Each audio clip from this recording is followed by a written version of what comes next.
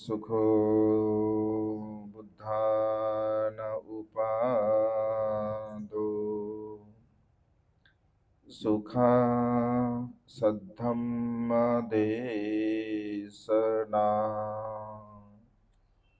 सुखा संघससामग्गी समगानं तपो सुखो। विश्ववंदनीय विश्व शांतिदूत महामानव तथागत सम्यक संबुद्ध तथागतांचा पावन पवित्र सद्धम्म, त्या सद्धम्माचा सातत्याने प्रचार आणि प्रसार करणारा सदा पूजनीय भिक्खू संघ, बुद्ध धम्म आणि संघ या महान तीन रत्नाची आम्हा सर्वांना माहिती करून देणारे आम्हा सर्वांचे आधारस्तंभ, भारतीय घटनेचे शिल्पकार बोधिसत्व गुणपेतांग डॉक्टर बाबासाहेब आंबेडकर यांच्या धम्मक्रांतीमध्ये शेवटच्या श्वासापर्यंत समर्पित राहतो। आज या मंगलमय प्रसंगी श्रद्धासंपन्न कोचोरे परिवाराकडे एका बुद्धपुत्रांना भोजनदान देऊन आपल्या जीवनामध्ये महान आणि असीम असं पुण्य संपादन केलं आहे। निमित्त आहे मनोहरजी कोचुरे यांचा जन्मदिवस आणि त्यांची सुकन्या प्रतीक्षा कोचुरे या डॉक्टर झाल्याबद्दल। या निमित्ताने त्या उभयतांना दोघांना सुद्धा आयुष्यवर्ण सुखाने बलप्राप्त व्हावे, त्यांच्या सर्व प्रकारच्या इच्छा आणि आकांक्षा ढगातून मुक्त झालेल्या शीतल चंद्रमाप्रमाणे पूर्णत्वात जाव्या, या श्रेष्ठ उद्देशाने आपल्या परिवारामध्ये परितदेशना बुद्धपूजा परित्राण पाठाचं आपण आयोजन केलं। या निमित्ताने उपस्थित श्रद्धासंपन्न आमचे बाबूराव वाघजी व सर्वच श्रद्धासंपन्न उपासक उपासिका आपणा सर्वांच्या प्रती अनंत अशी अपार मंगलमैत्रीची भावना व्यक्त करतो। त्याचप्रमाणे सातत्याने आपल्या प्युरिटी ऑफ माइंड या यूट्यूब चॅनलच्या द्वारा धम्मदेशना श्रवण करून आपल्या जीवनामध्ये अनंत आणि असीम पुण्य संपादन करणारे सर्व श्रद्धासंपन्न उपासक उपासिका आपणा सर्वांच्या हितासाठी, सुखासाठी आणि कल्याणासाठी तथागतांच्या श्रेष्ठ धम्मदेशनेला प्रारंभ करतो। आपण सर्वांनी शांत चित्ताने, एकाग्र चित्ताने तथागतांच्या श्रेष्ठ धम्मदेशनेला श्रवण करावे, ग्रहण करावे। तर आज अत्यंत मंगलमय हा क्षण आहे। कितवा बड्डे आहे? 62, म्हणजे 62 वर्ष वयाचे पूर्ण झाले। 63व्या वर्षामध्ये साहेबांनी पदार्पण केलं। 62 वर्ष अत्यंत सुखपूर्वक असे गेले। आणखी पुढे पुढे जावो, 75 पूर्ण हो, नंतर मग शतकी पार हो, अशा प्रकारचं निरोगी आयुष्य त्यांना लाभावं। आणि दुसरी गोष्ट, त्यांची सुकन्या प्रतीक्षा ही डॉक्टर झाली, त्यासाठी सुद्धा तिचं खूप खूप मी अभिनंदन करतो। आणि तिच्याबद्दल विशेष मला एक कौतुक आहे, ही यासाठी की तिने जेव्हा मला मेसेज केला की म्हणते जे आमच्याकडे कार्यक्रम आहे, तर मेसेज आला की मग ते डिटेल सर्व येतं। तर तिने जे जे तिचं जे काय हॉस्पिटल का हॉस्पिटल ना, हां क्लिनिक, तर निर्वाण होमोपॅथी आहे की नाही, म्हणजे हे टायटल मी जेव्हा बघितलं तेव्हा मला अतिशय आनंद झाला। कारण निर्वाण हा जो शब्द आहे हे तुम्हा सर्वांना माहीत आहे की भगवंताच्या धम्मातील एक महान आणि श्रेष्ठ असं जीवनाचा सर्वोच्च, ज्याला प्राप्तीचं सुखाचं फळ म्हटलं आहे, तर त्याला निब्बाण अर्थात निर्वाण असं म्हटलेलं आहे। आणि तिनं जे नाव म्हणजे चूज केलं, कोण सांगितलं? अच्छा, हा, म्हणजे आहे की नाही, हे यावरून एक स्पष्टता अशी होते की आपल्यामध्ये धम्माचं बीज आहे, धम्माच्या बाबतीमध्ये आपल्याला नॉलेज आहे, माहिती आहे। तुझ्या माहितीसाठी जे काही जागतिक म्हणजे जगाच्या लेवलवरती जे या मेडिसिनला जे नाव दिलं जातं, जी संस्था आहे, तर त्यांना जीवकाचं नाव दिलेलं आहे। ऐक ना, म्हणजे जीवक बौद्ध साहित्यामधील अत्यंत विद्वान असे त्या काळामध्ये वैद्य होते. जर कदाचित जीवकांचं म्हणजे वैद्यकीय शास्त्र जर आज जर उपलब्ध असतं, तर जगामध्ये जे काही आजार आहेत तर ते सर्व पूर्णपणे नष्ट झाले असते. कारण त्या काळामध्ये असंख्य अशा शस्त्रक्रिया जीवकाने म्हणजे केलेल्या आहेत.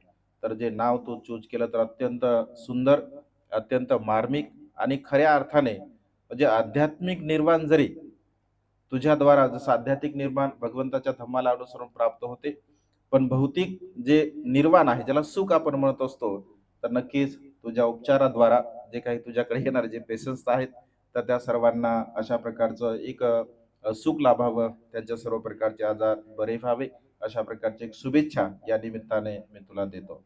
खरं तर मानवी जीवनामध्ये बघा भगवंताचा धम्म अत्यंत महत्त्वपूर्ण आहे. सुखपूर्वक जर आपल्याला जीवन जगायचं असेल, तर भगवंताने सांगितलेला जो सिद्धांत आहे, त्या सिद्धांताचं अनुसरण करणे, आचरण करणे, हे आपल्या जीवनातील एक महान आणि असीम असं पुण्यकर्म असते.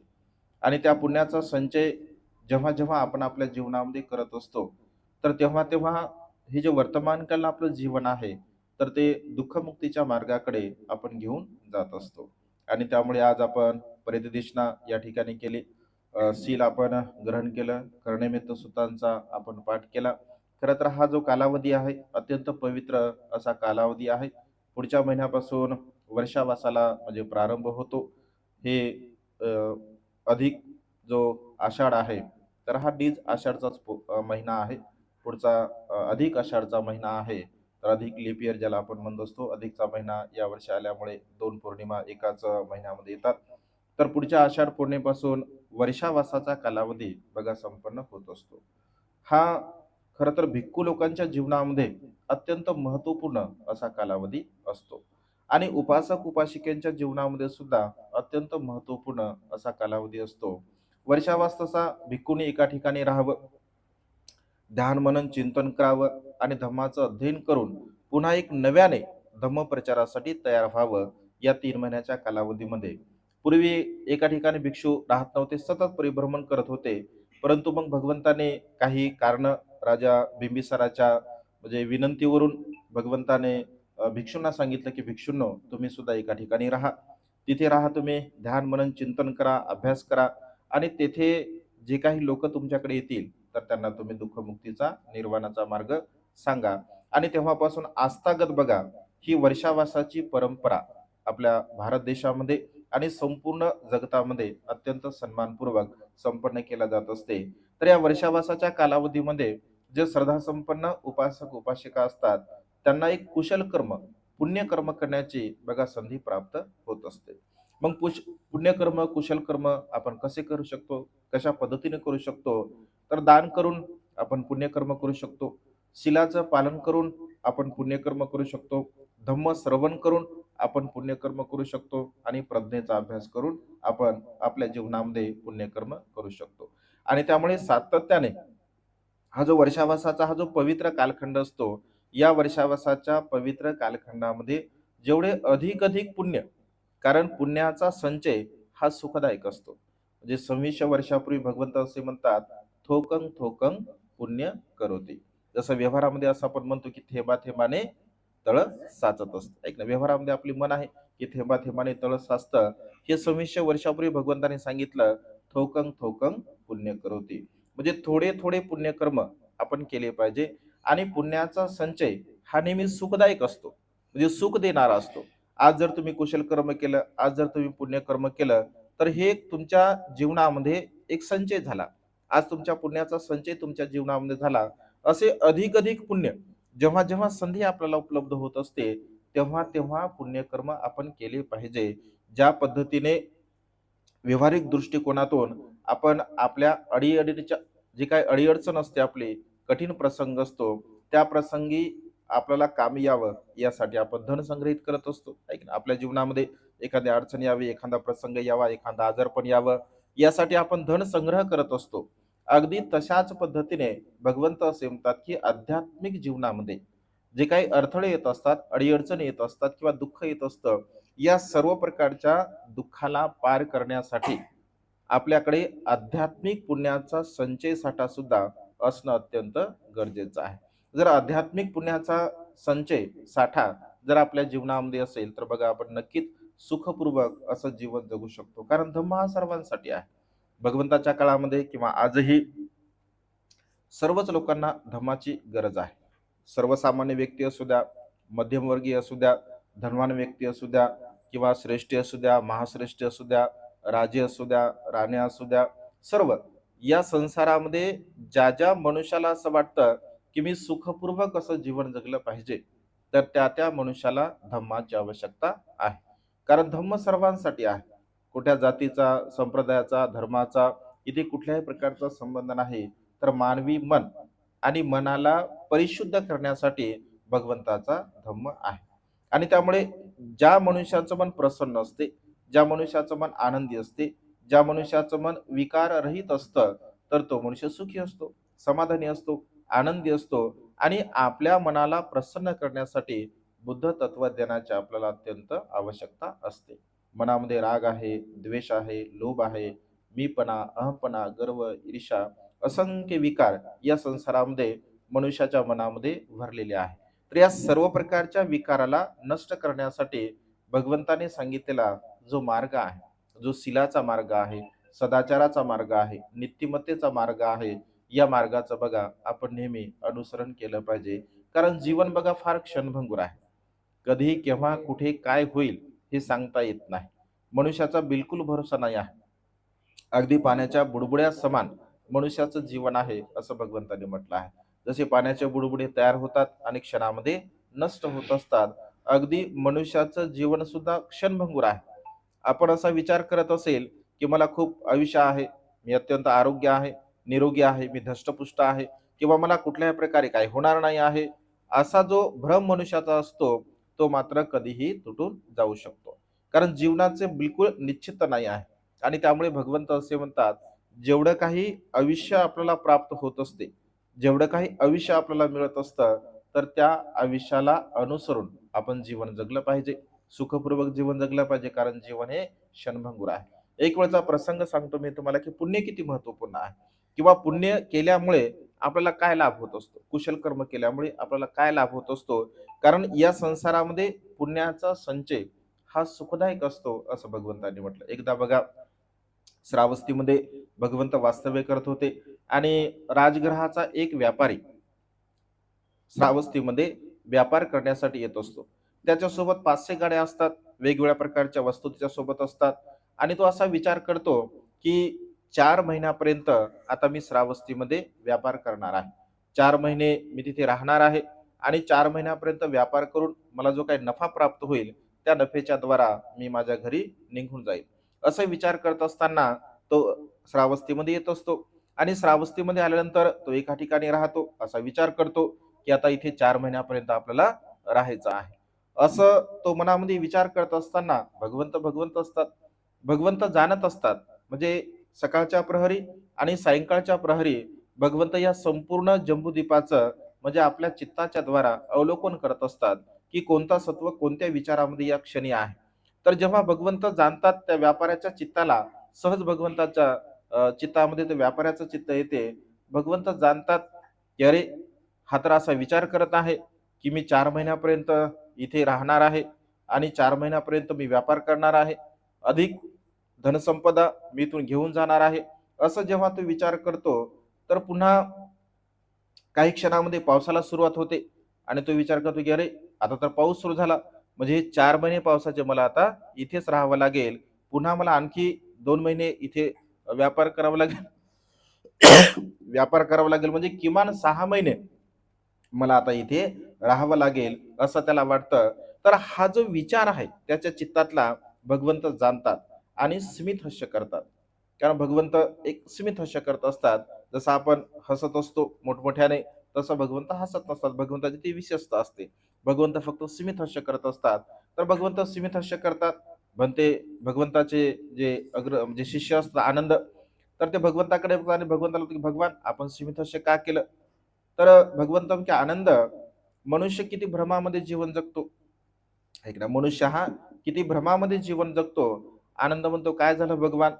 भगवंत म्हणजे आनंद, तो जो समोर व्यापारी दिसत आहे तुला, तर तो म्हणतो हो भगवान दिसत आहे. तर तो व्यापारी असा विचार करतो की मी 6 महिन्यापर्यंत इथे राहणार आहे. 4 महिने आता पावसाळ्याचे आहे आणि 2 महिने पुन्हा व्यापार करणार आहे. असं 6 महिन्यापर्यंत इथे राहणार आहे. तर आनंद म्हणतात की भगवान मग काय झालं? तर भगवंत म्हणजे की आनंद त्याला माहित आहे का की तो 6 वर्षापर्यंत 6 महिन्यापर्यंत तो जिवंत असेल? तर आनंद म्हणतो की भगवान तो तर धष्टपुष्ट आहे, तो धनवान आहे, तो आरोग्य संपन्न दिसत आहे, त्याला तर काहीच होणार नाही, तो राहू शकेल. तर भगवान म्हणतो की नाही आनंद, त्याचं आयुष्य फार अल्प आहे. किती आहे भगवान? फक्त 7 दिवसाचं. 7 दिवसाचं ते आयुष्य आहे, जे 7व्या दिवशी तो मृत्यूला प्राप्त होणार आहे.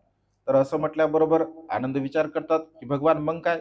अरे जाऊन सांग त्याला, तो त्याला जागरूक कर, त्याला सतर्क कर, कारण तो भ्रमामध्ये जीवन जगत आहे की 6 महिन्यापर्यंत मी इथे राहणार आहे. परंतु वास्तविक पदात 6 महिने तो राहणार आहे का नाही? तो तर 7 दिवसामध्ये मृत्यूला प्राप्त होणार आहे, 7व्या दिवशी मृत्यूला प्राप्त होणार आहे. तर आनंद त्याच्याकडे जातात, त्याला सांगतात, विचारपूस करतात आणि भगवंताने जे काही सांगितलं ते सर्वच्या सर्व त्याला सांगत असतात. त्याला आश्चर्य वाटते आणि एक प्रकारे धक्का पण त्याला बसतो आणि तो पुन्हा भगवंताकडे येतो, भगवंताला वंदन करतो आणि म्हणतो भगवान खरोखरच माझं आयुष्य अल्प आहे का? तर भगवंत असे म्हणतात की हो, तुझं आयुष्य अत्यंत अल्प आहे. अगदी 7व्या दिवशी तू मृत्यूला प्राप्त होणार आहे. असं म्हटल्याबरोबर म्हणजे काय वाटेल? जर समजून घ्या आपल्याला कळालं, डॉक्टरने सांगितलं की बा तुमचं आयुष्य आता म्हणजे 7च दिवसाचं आहे. काय होईल? एकदम धक्का बसेल मनुष्याला, आहे की नाही? मनुष्य बेचैन होईल, दुःखी होईल, कष्टी होईल.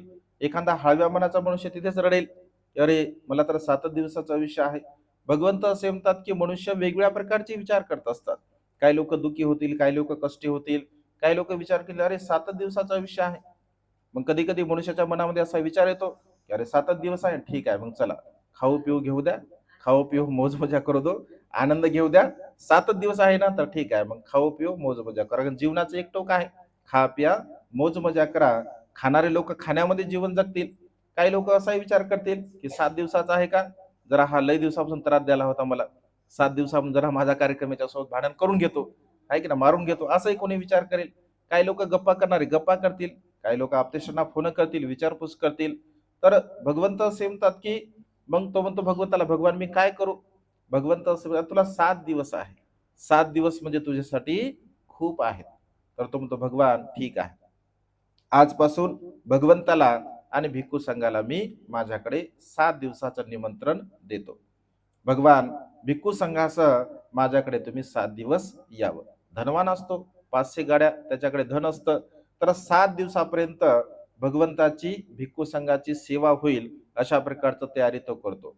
रोज भिक्खू संघाला स्वतःच्या हस्ते भोजन तयार करतो, रोज भगवंताची धम्मदेशना श्रवण करतो. म्हणजे सतत ध्यान मनन चिंतन धम्म श्रवण करणे, त्या कुशल कर्मामध्ये पुण्यकर्मामध्ये तो 7 दिवसापर्यंत बघा रममान राहत असतो आणि खरोखर 7व्या दिवशी तो मृत्यूला प्राप्त होत असतो. 7व्या दिवशी मृत्यूला प्राप्त झाल्यानंतर म्हणते आनंद विचारतात की भगवान तो सुगतीला गेला की दुर्गतीला गेला? तो सुगतीला गेला की दुर्गतीला गेला? काय वाटेल तुम्हाला? साहजिकच आहे, कारण 7 दिवसापर्यंत मनुष्याचं चित्त मनुष्याचं जे चित्त आहे, एक ना मन, म्हणजे शेवटच्या क्षणी जसं चित्त आपलं असेल तशा पद्धतीने मनुष्याला गती आणि दुर्गती होत असते. म्हणजे तुम्ही त्या क्षणी तुमचं चित्त कसं आहे, म्हणजे त्या क्षणी जर तुमचं चित्त प्रसन्न असेल, आनंदी असेल, धम्मामध्ये असेल, कुशल कर्मामध्ये असेल, तर नक्कीच त्याला सुगती प्राप्त होत असते. पण हे शक्य आहे का? असं बिलकुल शक्य नाही. आयुष्यभर जर एखादा मनुष्य प्राण्यांची हत्या करत असेल, आयुष्य एखादा मनुष्य चोरी करत असेल, आयुष्य एखादा मनुष्य अकुशल कर्म वाईट कर्म करत असेल, खोटं बोलत असेल, निंदामस्ती करत असेल, चाडी चुगली करत असेल, व्यर्थ बडबड करत असेल, वेगवेगळ्या प्रकारच्या नशापत्र करत असेल, तर अशा प्रकारचा मनुष्य मृत्यू समय चित्तामध्ये चांगला विचार आणू शकतो का? बिलकुल नाही. त्याच्या चित्तामध्ये चांगला विचार कधीच येणार नाही. तर त्या क्षणी चांगला विचार येण्यासाठी आपल्या पुण्याचा संचय हा चांगला असला पाहिजे. हळूहळू आपण कुशल कर्म पुण्यकर्म केले पाहिजे.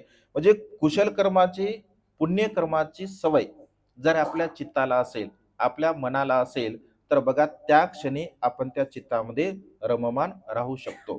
तुम्हाला माहिती नसेल म्हणजे अ, अनागारिक धम्मपाल नावाचे म्हणजे श्रीलंकेचे फार मोठे एक धम्मदूत असतात. खऱ्या अर्थाने महाबोधीचं जे विहार आहे, त्या महाबोधी विहाराला मुक्त करण्याचं पहिलं आंदोलन जर भारतामध्ये कोण केलं असेल तर म्हणजे अनागारिक धम्मपाल आहे. तर अनागारिक धम्मपालाच्या जीवनचरित्रामध्ये मृत्यूच्या समयी परित देशना म्हणजे परित्राण पाठ जो आपण घेतला, तर परित्राण पाठ श्रवण करता करता ते मृत्यूला प्राप्त झाले असं सांगितलेलं आहे इतिहासामध्ये. बाबासाहेबांच्या बाबतीमध्ये सुद्धा झोपण्याच्या पूर्वी बाबासाहेब रोज बुद्धांची वंदना लावून झोपत असत. म्हणजे मृत्यू समय मनुष्याचं चित्त जर धम्मामध्ये रममान असेल, मृत्यू समय जर मनुष्याचं चित्त धम्म श्रवण करत असेल, धम्म वाणी जर ऐकत असेल, तर तो मनुष्य बघा नक्कीच सुगतीला प्राप्त होत असतो. परंतु त्यासाठी मनुष्याचं मन हे धम्ममय असलं पाहिजे. मनुष्याचं जीवन हे चांगलं असलं पाहिजे, सदाचाराने युक्त जीवन जगलं पाहिजे आणि तो 7 दिवसापर्यंत चांगल्या प्रकारचं कुशल कर्म करतो, पुण्य कर्म करतो, भगवंताची सेवा करतो. त्याचं चित्त प्रसन्नच राहणार आहे, आनंदीच राहणार आहे. भगवंतामध्ये आनंद जो कुशल कर्म करतो तो मनुष्य नेहमी सुगतीला प्राप्त होत असतो. म्हणजे अशा पद्धतीने बघा तो दान पुण्य करून सुगतीला प्राप्त होत असतो. मनुष्याच्या जीवनाची बिलकुल निश्चितता नाही. भगवंत असे म्हणतात की तुम्हाला मिळालेलं जेवढं आयुष्य आहे, या मिळालेल्या आयुष्यामध्ये तुम्ही नेहमी कुशल कर्म केले पाहिजे, पुण्य कर्म केले पाहिजे, चांगले कर्म केले पाहिजे. कारण हा कर्माचा वारसा आपल्या सोबत असतो. धनसंपत्तीचा वारसा आपल्या सोबत नसतो. कर्माचा वारसा आपल्या सोबत असतो आणि त्यामुळे कर्म नेहमी बघा कुशल केले पाहिजे, पुण्य केलं पाहिजे, चांगले कर्म केले पाहिजे. जीवनामध्ये जेवढे अधिक आपण चांगले कर्म करू, पुण्य कर्म करू, तर त्याचा लाभ बघा आपल्या जीवनामध्ये सुखाला प्राप्त होण्यासाठी आपल्याला प्राप्त होत असतो. बाबासाहेबांच्या महान पुण्याईमुळे हा पवित्र धम्म बघा आपल्याला भेटला. कधी काळी धम्म श्रवण करण्याची आपल्याला मुभा नव्हती, कधी काळी चांगल्या खाण्याची मुभा नव्हती. आज पंचपक्वान्न आपण खाऊ शकतो.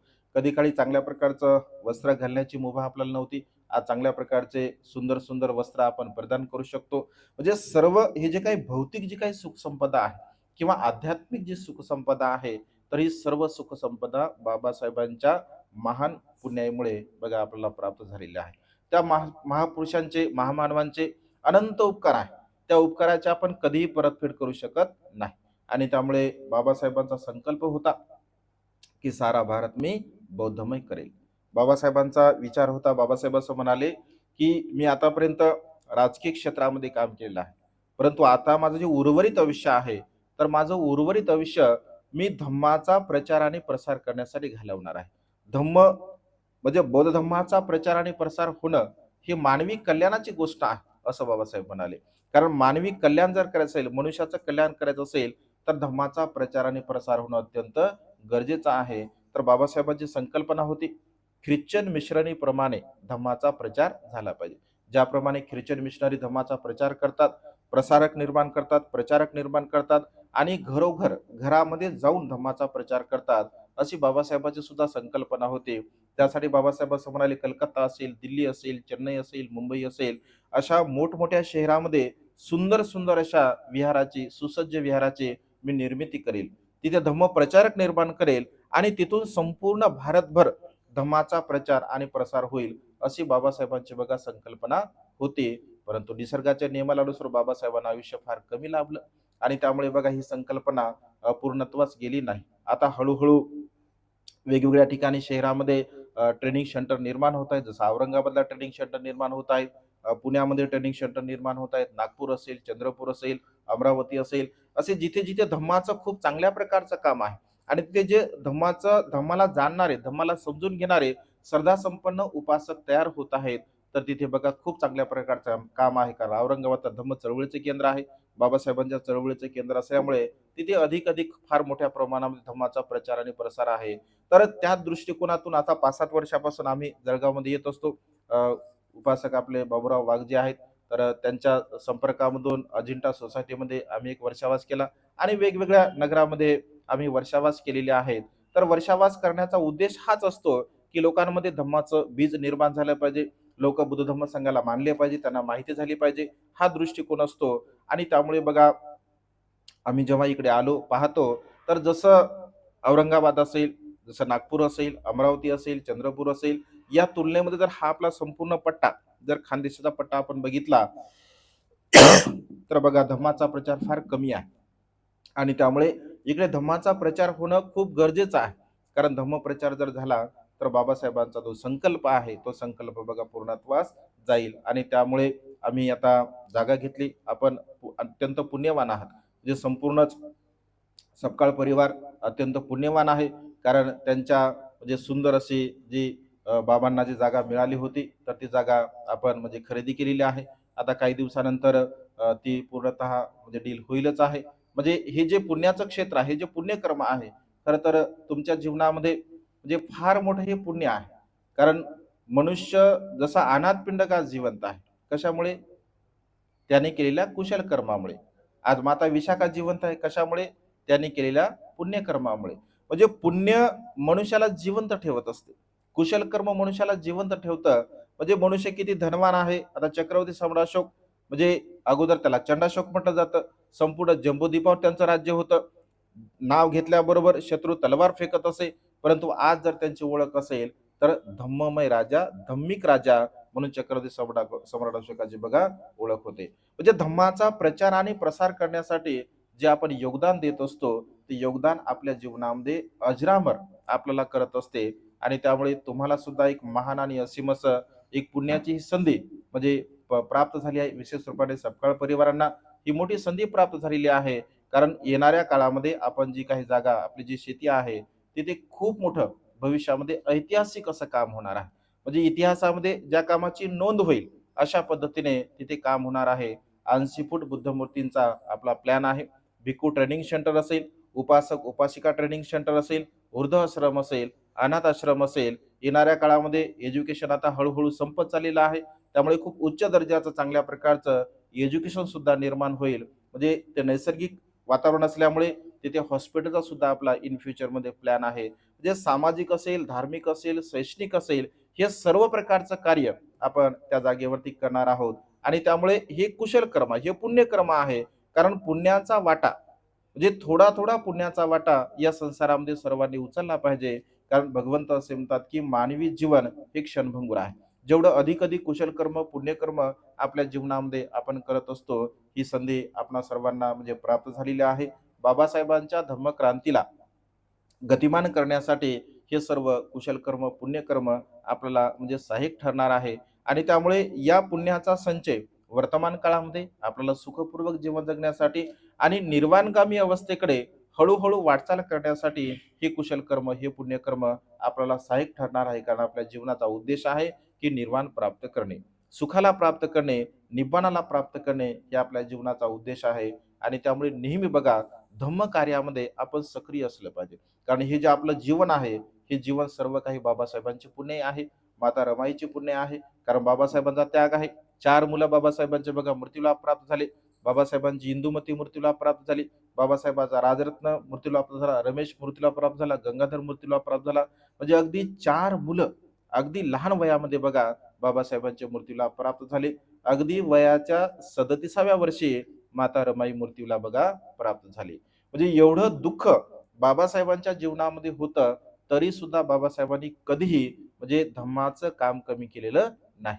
शेवटच्या क्षणापर्यंत बघा त्यांना स्वतः वेगवेगळ्या प्रकारचे आजार होते, तरी सुद्धा आपल्या बांधवांचं हित व्हावं, कल्याण व्हावं, त्यांनी सुखाच्या मार्गाने जीवन जगावं, यासाठी बघा बाबासाहेबांनी हे सर्व प्रयत्न केले. आणि आपण बाबासाहेबांचे अनुयायी आहोत. हे जेवढं काही वैभव आपल्याला प्राप्त झाला आहे, हे जे सुखाचे दिवस आपल्याला प्राप्त झाले, हे सर्व सुखाचे दिवस केवळ आणि केवळ बाबासाहेबांच्या महान पुण्यामुळे, माता रमाईच्या त्यागामुळे हे आपल्याला प्राप्त झाले. आणि त्यामुळे धम्माचं काम आपल्याकडून जेवढं काही होतं तेवढं धम्माचं काम आपण करण्याचा बघा प्रयत्न केला पाहिजे. कारण धम्म वाढवणे, धम्माला जगवणे, धम्माला जिवंत ठेवणे हे आपलं नैतिक असं कर्तव्य आहे. कारण धम्माचा प्रचार आणि प्रसार होणे ही काळाची बघा गरज आहे. आणि त्यामुळे आज या मंगलमय प्रसंगी आपण धार्मिक आहात. बुद्ध धम्म संघाच्या प्रती आपल्या मनामध्ये अनंत असीम अशी श्रद्धा आहे. ही अधिक अधिक श्रद्धा सेवेच्या माध्यमातून हो, किंवा दानपुण्याच्या माध्यमातून हो, किंवा वेगवेगळ्या प्रकारच्या माध्यमातून ही धम्माची सेवा आपण अशाच पद्धतीने आजीवनपर्यंत कार्यरत या सेवेमध्ये आपण राहावं, अशा प्रकारचे मंगलमय विशेष रूपाने प्रतीक्षाने सुद्धा आपल्या जीवनामध्ये खूप चांगल्या प्रकारे, कारण रोग्यांची सेवा करणे म्हणजे बुद्धांची सेवा करणे आहे की नाही. भगवंत असे म्हणतात की बा आजारी व्यक्तींची सेवा करणे म्हणजे बुद्धांची सेवा करणे आहे. ऐक ना, भगवंतांनी स्वतः ही गोष्ट केलेली आहे. एक वेळ बघा, भिक्खू एक आजारी पडत असतो, त्या भिक्खूंची कोणीच सेवा करत नाही. ऐक ना, बौद्ध साहित्यामध्ये उदाहरण आहे, कोणीच सेवा करत नाही. भगवंत स्वतः जातात आणि तो मलमूत्रामध्ये पडलेला असतो. एक दिवसाचा नव्हे, अनेक दिवसापासून तो मलमूत्रामध्ये पडलेला असतो. परंतु भगवंत बघा त्यांची स्वतः सेवा करत असतात. का? कारण भगवंत महाकारुणिक होते, महामैत्रीवान होते भगवंत. म्हणजे एक डॉक्टर एका पेशंटची जेव्हा सेवा करतो, तर त्याच्या मनामध्ये मैत्री भाव असला पाहिजे. त्याच्या मनामध्ये करुणा असली पाहिजे. कारण करुणा असेल, मैत्री असेल, शस्त्र 2 काम करते.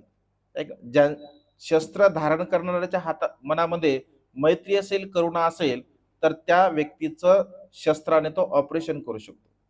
ऐक ना, त्याच्यामध्ये मैत्री असेल, करुणा असेल.